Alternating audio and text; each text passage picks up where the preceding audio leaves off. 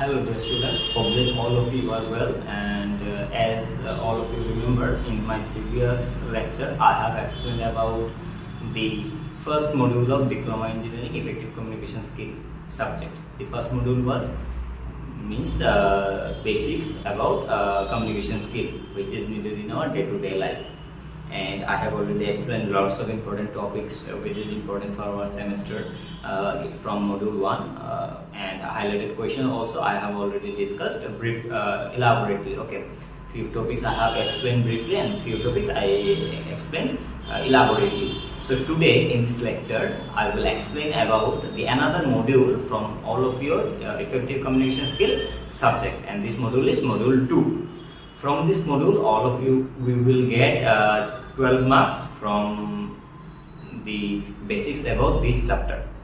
Okay, so the name of this chapter which you have to learn from this subject, the module 2 of effective communication skill, the name of this chapter is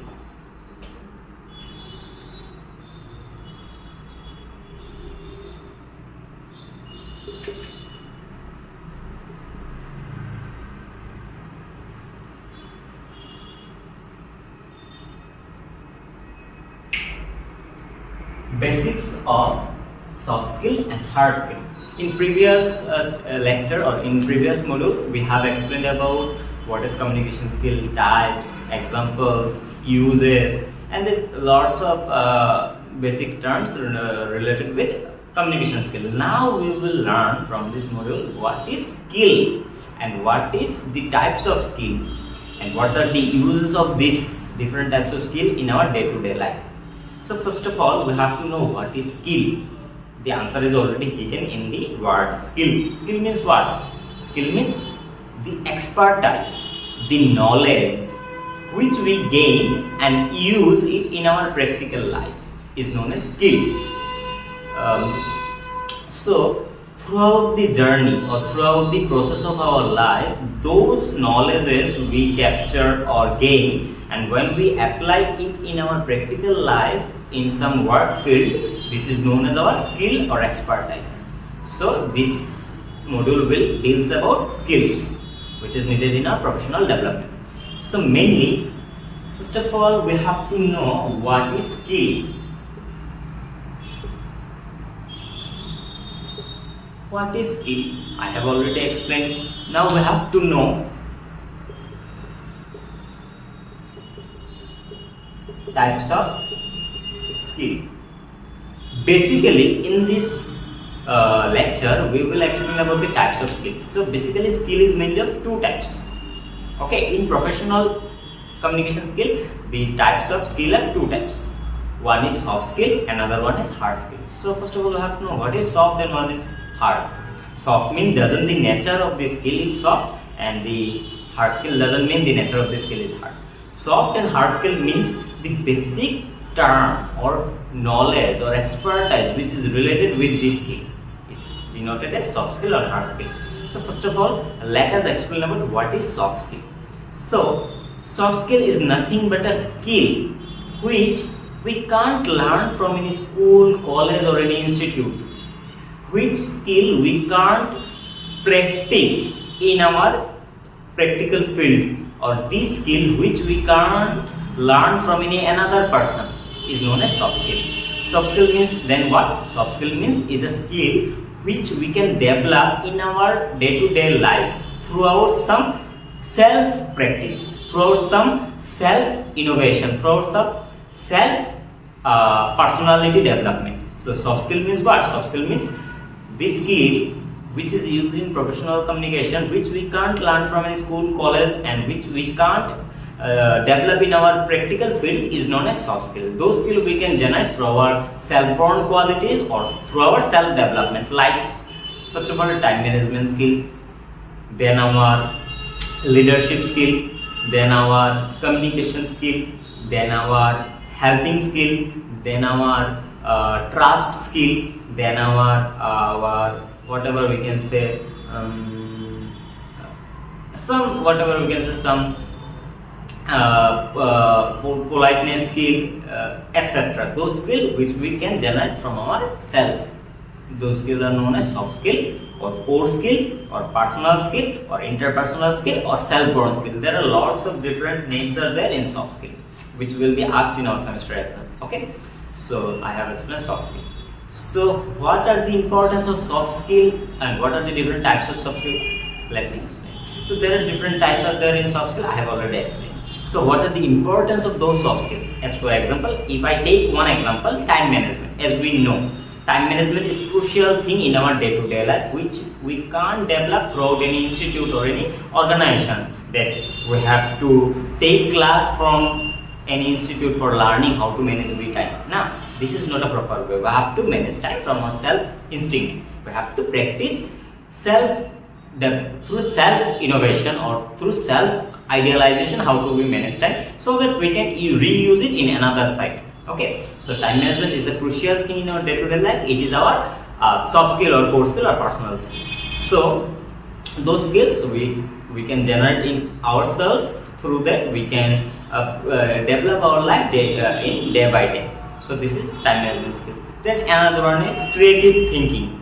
If a question will be asked in our semester exam like that, what is creative thinking and why we can assume or consider creative thinking as a soft skill or core skill or personal skill? Let me explain. Creative thinking means what? To think some innovative way. In some innovative way, to creative thinking means to think something which mainly generate from our mind, which we can't copy from any idealization or from any other sector. We can practice it, we can involve it, and we can develop it through our mind. This is our creative thinking. Why creative thinking is soft skill? Because creative thinking is self-born practice, self-born quality which we can't develop through any lecture, through our process, anything like that. We can't process it. We have to self-born practice it, and we have to utilize it through our self qualities. So if we are creative thinker, then we can creative listener also. So that's why we have to be creative and be developer, be innovative sense. We have to be innovative person now. So that creative thinking we can learn from a school college. That's why creative thinking is known as soft skill. If another one question will be asked in our semester exam, like for 2 or 3 months, like why time management is a soft skill, I have already explained. This one is another one example. There are lots of questions will be asked based on examples why this is soft skill. Okay. Now, what is as I explained, there is 2 types in skill. There are 2 types in skill. One is soft skill, another one is hard skill. So I have already explained about soft skill. Now let me explain about what is hard skill. Okay. So hard skill means this is not hard. This is the practical skill. Okay. Or technical skill, whatever we can say. Soft skill is non-technical skill and hard skill is technical skill or practical skill, which we can develop in ourselves throughout practice in any school, college or institute like that. The hard skill we can develop in ourselves through day by day process throughout practice. How many times we have practiced it, we can develop it so strongly. So hard skill is a practical skill which we develop throughout a self practice, throughout a on-field practice. So what are the examples of hard skill? Like coding skill, like programming skill, like drawing skill, like dancing skill, like swimming skill, etc., which we can't develop in ourselves throughout our self-born manner. Now we have to explain it from any basics organization or from any basic location. We have to practice it, and then day by day utilizing it, we have to adjust it. This is our hard skill. The another name of hard skill is practical skill, technical skill, or whatever we can say, implement skill also. So there are differences of there, like lots of skills. So if one question will be asked in our semester, like what are the basic examples of hard skill? Why whatever we can say, coding skill is known as a hard skill. One question will be asked be like that. So as we know, coding we can't develop in ourselves through after our birth. We have to practice it. We have to develop it. We have to involve it in ourselves, and so that we can learn about it. Now, so hard skills are not whatever we can say transferable skill. We can transfer directly through, means I am enough capable in swimming, so I can't directly transfer my skill to anyone. I have to implement it to another person so that he can practice and learn it. So that's why hard skill is not transferable skill, it is job specific skill, practical skill. Okay, so there are lots of uses are there in our day-to-day practical life for using hard skill. By using hard skill, we can generate some economic suitability in our life. We can be enough confident about ourselves. We can be a job oriented, develop in a job oriented skill in ourselves, etc. like that. And we can also learn lots of new things also by using hard skill. Na? So those are the manners or basic types of hard skill and soft skill. So if a question will be asked like that, what are the basic difference between soft skill and hard skill in our practical environment, or whatever we can say in our practical day-to-day life, there are lots of differences are used in our hard skill, in our professional communication skill. The basic difference between soft skill and hard skill is, first of all, soft skill is self-taught skill, core skill, personal skill, and hard skill is practical skill. And second one is soft skill we can't learn from any coaching institute or organization, but hard skill we can generate in ourselves from any organization. Thirdly, soft skill are throughout whatever we can say self-developing skill, that means it takes less time, but hard skill is more time-taking skill. For learning coding, we have invest lots of time. Then soft skill is transferable skill, and hard skill is job specific skill. Soft skill transferable means what? Our soft skill we can easily transfer to any one person by giving some moral advice to them, and after that it's totally based on him or her, so that he or she can develop itself on their life. Now it's transferable skill, but we can't directly teach someone how to manage time, how to lead someone. Those leadership and time management skills are soft skill which we can't easily we can't directly easily means whatever we can say learn or practice it, or whatever we can do, we can't teach those skills to anyone else. For that purpose they have to self practice it, self inborn skill. That's why they have to innovate those skills in themselves by their own practice. Na? And fourth is soft skills are known examples are time management skill, leadership skill, and then quality skill, communication skill, etc. And hard skills are whatever we can say our writing skill, whatever we can say our communication, whatever we can say our coding skill, whatever we can say our swimming skill, dancing skill, singing skill, etc. Those we can learn from practice. Okay. So those are the basic difference between soft skill and hard skill in our practical life. This question is very much important for our semester exam, which will be asked for 3 to 4 months. Now, so type I have explained about soft skill, soft skill, hard skill types, features about soft skill and hard skill, different disadvantages of soft skill and hard skill, examples of soft skill and hard skill. There is another one question will be asked in our semester exam. This chapter is not so much big. This is very much little conceptual subject. If we listen our previous lecture, basics introduction of communication skill, then we can easily identify this chapter also. This is very much small chapter. Okay. So the another one question is briefly explain about the three importance of important soft skill. Briefly explain about three basic important soft skill, or briefly explain about three basic important hard skill. This question will be asked for 5 marks. Now, so if I explain about basic three important soft skill are time management skill, leadership skill, and creative thinking skill. So we have to elaborate or explain these skills step by step. First of all, time management is a soft skill. And as I already explained, time management is a skill which we have to maintain by our own practice. We have to manage time so that we can utilize it in next time. So we can't learn time management skill from any coaching institute, from any organization, from any person. So that's why this is soft skill. As like creative thinking, I already explained in previous part why creative thinking is known as soft skill. So this is another one importance. Then leadership skill.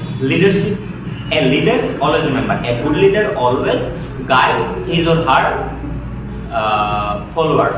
So a leader can't be a self-esteemed thinker. She always or he always thinks about his or her team members. So leadership skill is a crucial thing. A good leader can always guide a followers also, na. So that's why leadership skill is a soft skill which we can develop through our own practice. Leadership skill is self-esteem skill, na. That's why we can't learn it from any coaching institute. That's why those are the three basic important soft skill, na, which will be asked in our soft skill part. And the one the basic importance of different types of hard skill are there: coding skill, programming skill, writing skill, dancing skill, and then whatever swimming skill. Those skills are our hard skill. We have to briefly explain about those individual hard skill. About 3 or 4 lines we can write in these topics, na. So this question will be also asked, and another question will be asked in this part of our semester, like why soft skill is a crucial part in our daily competitive environment or in our daily professional communication skill environment. Why soft skill are important? So I have already explained time management, creative thinking, leadership skill, and then good innovative skill, then our whatever good behavior skill, politeness skill, those skills which are very much important in our day-to-day life communication, because we have to be polite with sender and receiver.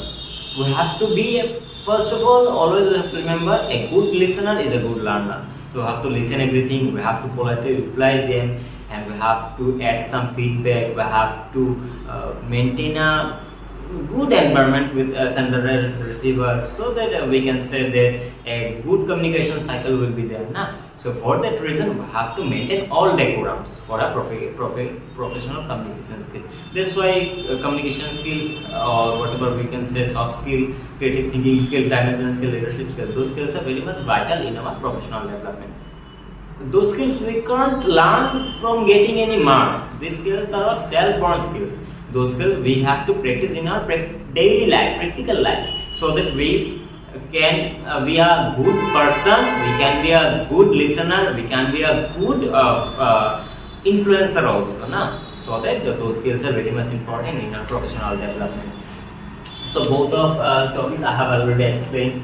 What is our skill, then types of skill, hard skill and soft skill, then examples and uses of skills. Then I have learned about the difference between soft skill and hard skill. Then we have learned about why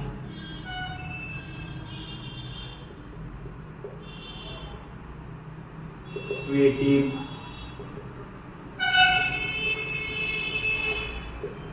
thinking is a soft skill, why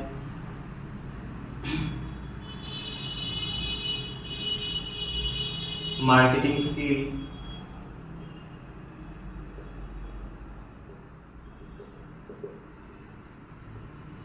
is a hard skill. Those of questions will be asked in our semester exam, and then differences, and then why soft and hard skill are very much essential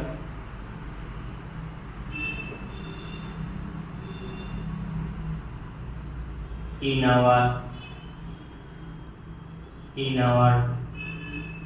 daily professional life.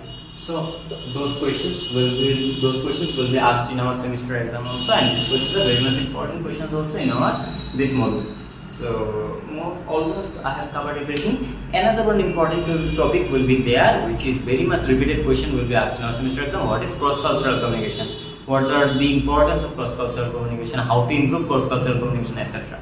So first of all, we have to know what is cross-cultural communication. Then we have to know the uses of or importance of cross-cultural communication, and then how to improve it. Now, so first of all, we have to know what is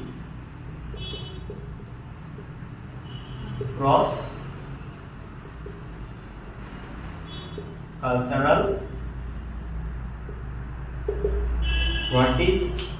cross-cultural communication?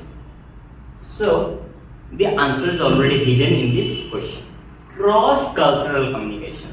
What is cross-cultural communication?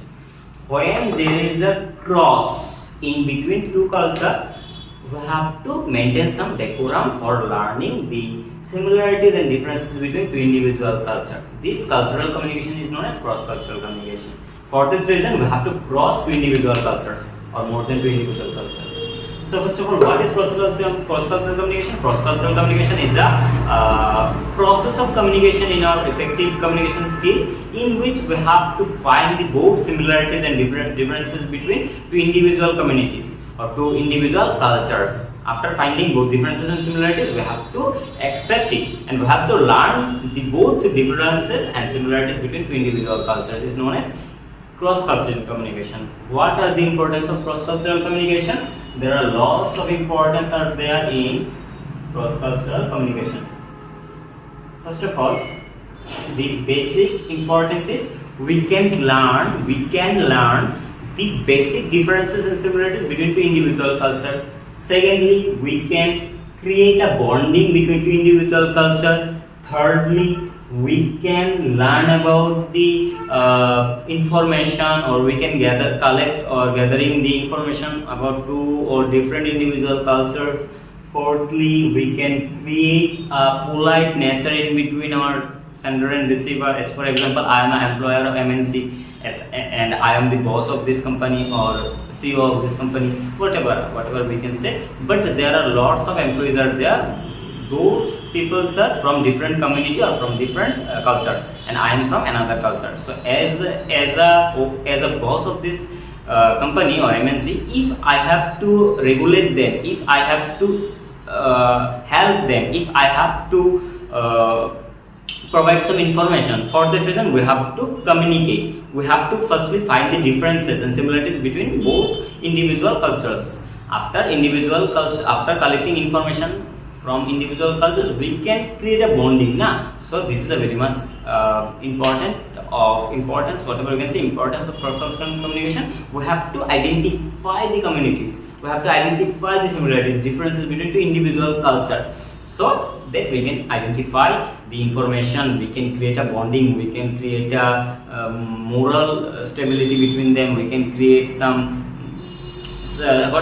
create some friendly behavior, etc. We have to help them, we have to regulate them. For this reason, we have to bond up cross-cultural communication. Then, if, as for example, there are some barriers or there are some differences in whatever we can say cross-cultural communication. So there are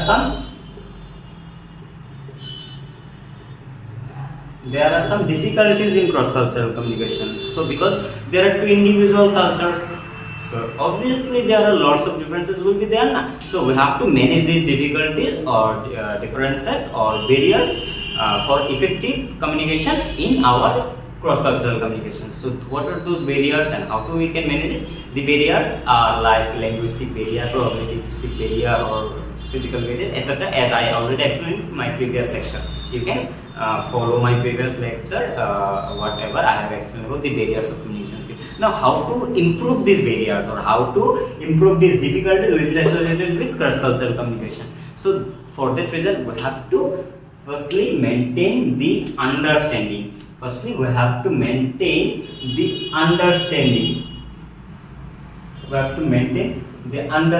We have to secondly create a bonding. Then thirdly, we have to create a manual or formal introduction between our different cultural peoples. Then fourthly, we have to be polite and helpful. Fifthly, we have to be smart to deal with conflict, because there are lots of chances are there to increase some conflict between two individual culture when we communicate. So we have to smartly deal with two individual cross-cultural communication. When we communicate between two different cultures, we have to be smart enough to remove or to disintegrate the conflict between conflicts which will be arise, most probably we have to remove this or we have to avoid this. So both maintain, we both have to maintain the regulations so that we can maintain a healthy and smart cross-cultural communication. So I have already explained everything from this module. So best of luck for your exam. So I have tried my most of from my effort for this module. So if there is anything remaining left, so all of you can practice. Lots of books are there available in our market, and as always I suggest my students, a book is a good teacher, and no one has such much knowledge like a book. So always follow a book and always follow my lectures and notes whatsoever we will provide in our classes or our web portal, etc. So follow those notes, and best of luck once again for your exam. Thank you.